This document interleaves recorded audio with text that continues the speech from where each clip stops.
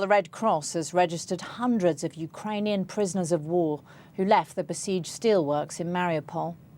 The Russian authorities say all those surrendering will be treated in line with international standards, but there are fears the fighters could face prosecution by President Putin's courts.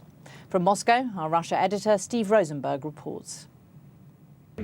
Tired and wounded, Moscow released these images of Ukrainian fighters leaving the steelworks they'd been defending in Mariupol, giving themselves up to the Russians. Ukraine is hoping for a prisoner swap, but in Russia there are calls to put some of the soldiers on trial for war crimes.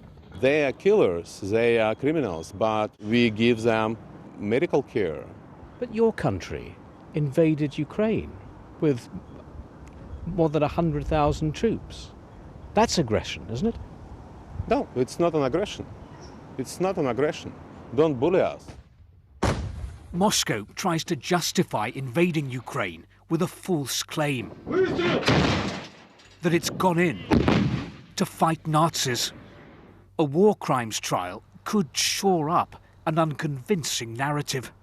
The Kremlin wants Russians to believe that in Ukraine their army is battling Nazis and NATO, Europe and America, who are all plotting a way to attack and destroy the motherland. And there are many here who believe this parallel reality, but not everyone does.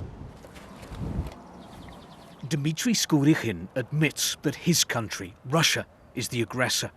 He is appalled by the bloodshed and wants his whole town to know it. He's transformed the outside of his shop into a message board with the names of Ukrainian towns Russia's attacked.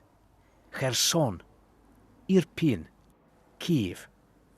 Peace to Ukraine, it says. He's even turned his roof into the Ukrainian flag. I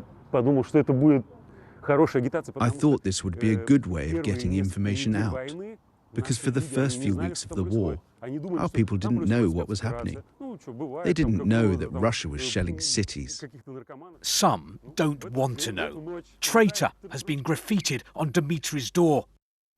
And the police have been round. He's been fined for discrediting the army. The front of a shop isn't for expressing opinions, she says.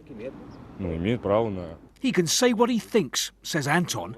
I think attacking a neighbouring country is a strange thing to do. And in Russia, protesting can be a dangerous thing to do. But Dmitry is refusing to stay silent. Steve Rosenberg, BBC News, Moscow.